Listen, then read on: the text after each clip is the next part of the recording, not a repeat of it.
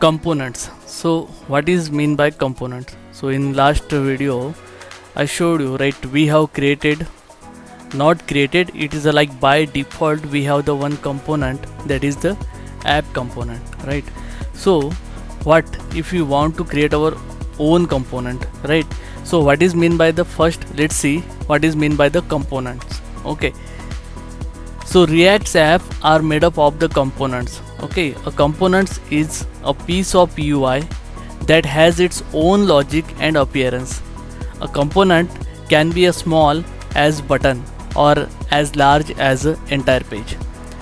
To simplify this definition, I will say, let's say you have the one page. Okay, now this entire page we will divide into smaller area. Okay, now that each small piece of area consider as a component. Okay, let's try to understand by pictorial.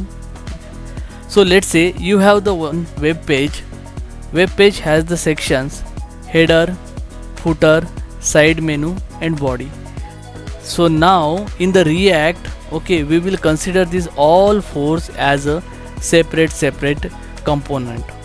Okay, so here we will have this, if we consider this web page where we have this four section, I will create a four component. One will handle the header part, one will handle the side menu, main body and the footer component.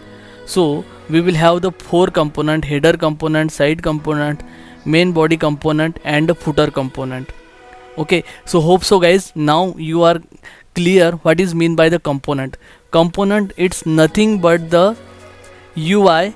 Okay, instead of rendering the complete page, we will divide that page into the several small part, and which will have the own logic for the display. Okay, that small part it's called as a header. Okay, hope so guys you are clear with this. Okay, so now the next one is like how to create the components. Okay, so basically components can be created by the two ways. Okay, the first one is functional component and the second one is class component. Okay, so both having the intent is the same, like both are used to create the components.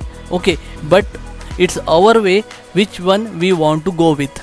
Okay, nowadays the most recommended way is the functional component, because it's like a simple and easy to write, easy to read it, like it's a simplest form, so everyone is nowadays going with the functional component.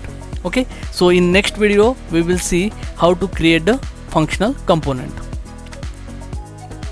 If you are new to channel, okay, please do subscribe, like and share the video, and do not forget to click on the notification bell icon, so that whenever the new upload or new tutorial series has started, you will get the notification. So please subscribe to the channel.